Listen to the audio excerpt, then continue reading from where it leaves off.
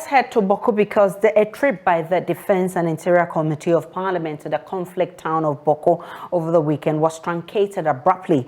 It is unclear why the trip scheduled to study the situation in Bawku was cancelled.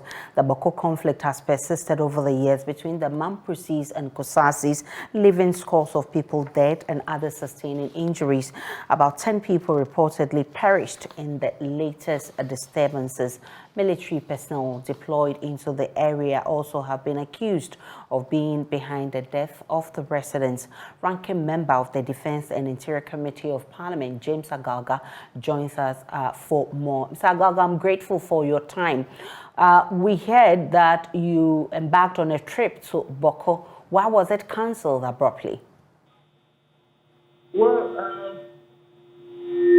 cancellation came about as a result of some briefings we got from the DOC Northern Command in Tamale, which pointed to the fact that the security situation on the ground wasn't very conducive because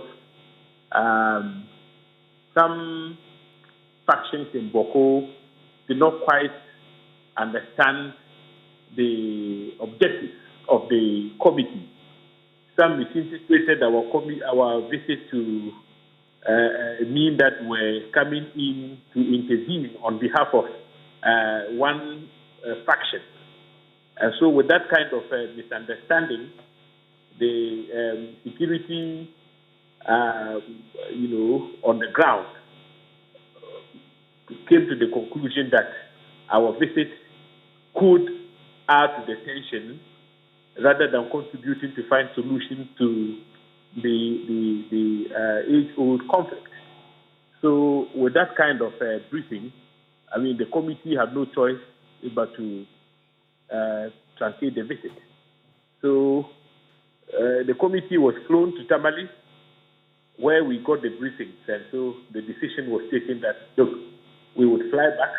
Our objective was to go to Bawku on a fact-finding mission, engage with both factions, appeal to them to silence the guns and allow dialogue to, take shape, so that for once we can begin to find lasting solutions to the Bawku problem. But unfortunately, there was some misunderstanding, and so we thought that we would have to return to Accra, and when the situation on the ground stabilizes and both sides understand the objective of our visit, and we have the green light, we'll return to Bawku.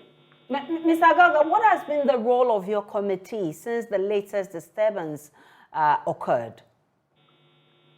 Well, the latest disturbance, first of all, let us not create a certain impression. The work of the committee is simply to perform oversight. When it comes to law enforcement, that falls squarely within the domain of the executive. Ours is to ensure that the security agencies on the ground are effective. Ours is to ensure that, for instance, the statutory bodies charged with promoting peace, such as the Peace Council, are up to the task, and that they are doing what is required of them. But we thought that, look, this Bawku conflict has been around for a very long time. It is escalating.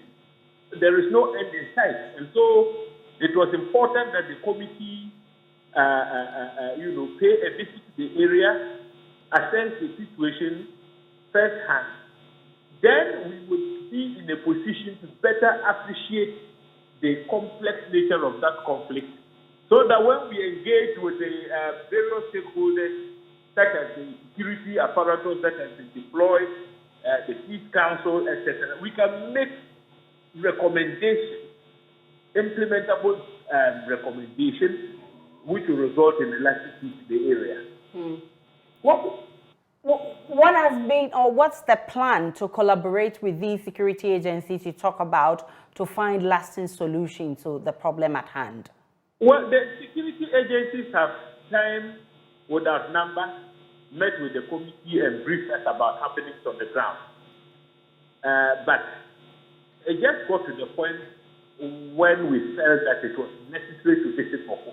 And this is not the first attempt. About 4 months ago, the committee programmed itself to pay a working visit to Bawku. Unfortunately, on that occasion, the Air Force was expected to airlift us to the area, but they informed us that they had technical challenges with their aircraft, and so we couldn't fly on that occasion. This was the second attempt.